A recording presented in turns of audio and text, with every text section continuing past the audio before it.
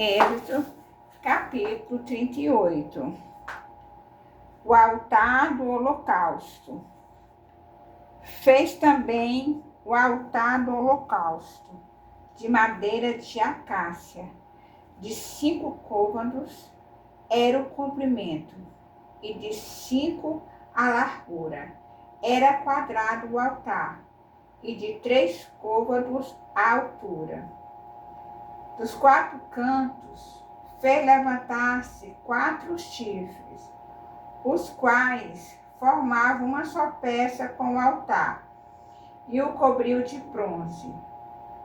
Fez também todos os utensílios do altar, recipientes para recolher as suas cinzas, e pás, e bacias, e garfos, e braseiros. Todos esses utensílios de bronze os fez. Fez também para o altar uma grelha de bronze em forma de rede. Do rebordo do altar para baixo, a qual chegava até ao meio do altar. Fundiu 4 argolas para os 4 cantos da grelha de bronze, para nela se meterem os varais. Fez os varais de madeira de acácia e os cobriu de bronze. Meteu os varais nas argolas, de um e de outro lado do altar, para ser levado. Oco e de tábuas o fez. A bacia de bronze. Fez também a bacia de bronze, com seu suporte de bronze, dos espelhos das mulheres que se reuniam para ministrar à porta da tenda da congregação, o átrio e o reposteiro.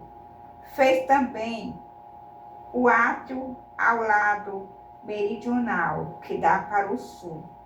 As cortinas do átrio eram de linho fino retorcido, de 100 côvados de comprimento. As suas 20 colunas e as suas bases eram de bronze. Os ganchos das colunas e as suas vergas eram de prata. De igual modo, para o lado norte, havia cortinas de 100 côvados de comprimento. As suas 20 colunas e as suas 20 bases eram de bronze.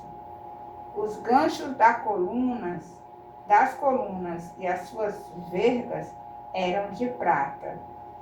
Para o lado do ocidente havia cortinas de 50 côvados. As suas colunas eram 10 e as suas bases 10. Os ganchos das colunas e as suas vergas eram de prata. Do lado oriental, para o levante, eram as cortinas de 50 côvados. As cortinas para o lado da entrada eram de 15 côvados, e as suas colunas eram 3, e as suas bases 3. Para o outro lado da entrada do átrio, de um e de outro lado da entrada, eram as cortinas de 15 côvados. As suas colunas eram 3 e as suas bases 3. Todas as cortinas ao redor do átrio eram de linho fino retorcido. As bases das colunas eram de bronze. Os ganchos das colunas e as suas vergas eram de prata. O reposteiro da porta do átrio era de obra de bordador, de estofa azul, púrpura, carmesim e linho fino, retorcido. O comprimento era de 20 côvados e a altura na largura era de 5 côvados, segundo a medida das cortinas do átrio. As suas 4 colunas e as suas 4 bases eram de bronze.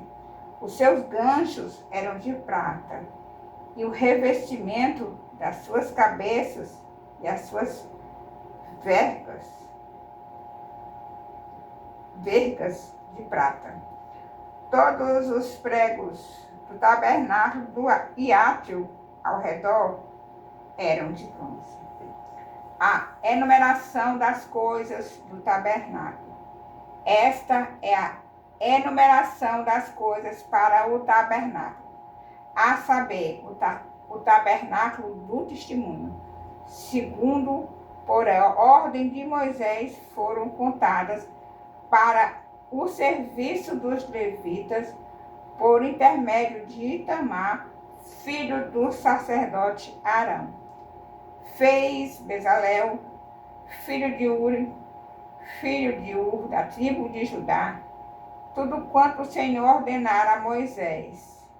E com ele a Oliabe, filho de Aizamaque, da tribo de Dan, mestre de obras, desenhista e bordador, em estofo azul, púrpura, carmesim e linho fino.